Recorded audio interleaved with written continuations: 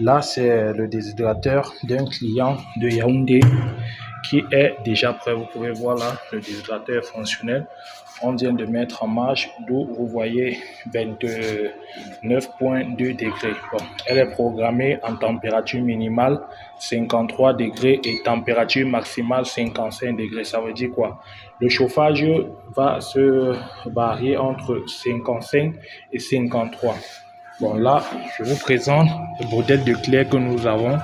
Voilà, vous voyez les clés un peu plus grands. Les mailles sont un peu plus grands. Vous voyez comment le doigt peut pratiquement passer. Nous avons d'autres dont le doigt ne peut pas passer. Donc, en fonction des aliments dont vous souhaitez sécher. Donc, là sont les mailles de 1 centime et ici sont des mailles de 2 centimes. Donc, ça va dépendre entièrement de ce que vous souhaitez sécher. Là, c'est une capacité de 8 clés. Oui, voilà. On va un peu sortir la clé pour que vous puissiez mieux voir les dimensions. Vous voyez là, elle est assez large et assez solide pour supporter le poids de vos aliments. Et avec le déshydrateur, le séchage va varier en fonction des différents types d'aliments.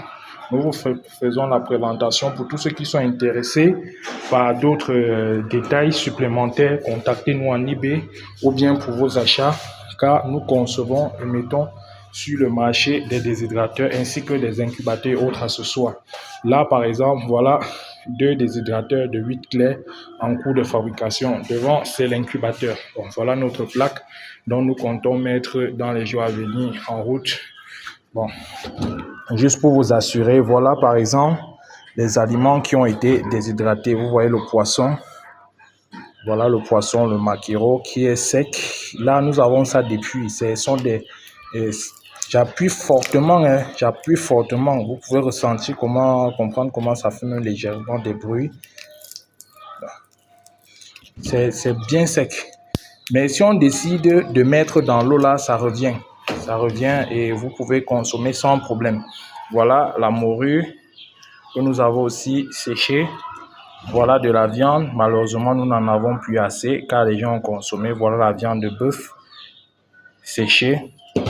Voilà la tomate séchée. La tomate séchée. Une fois séchée comme ça, vous pouvez écraser et rendre ça en poudre.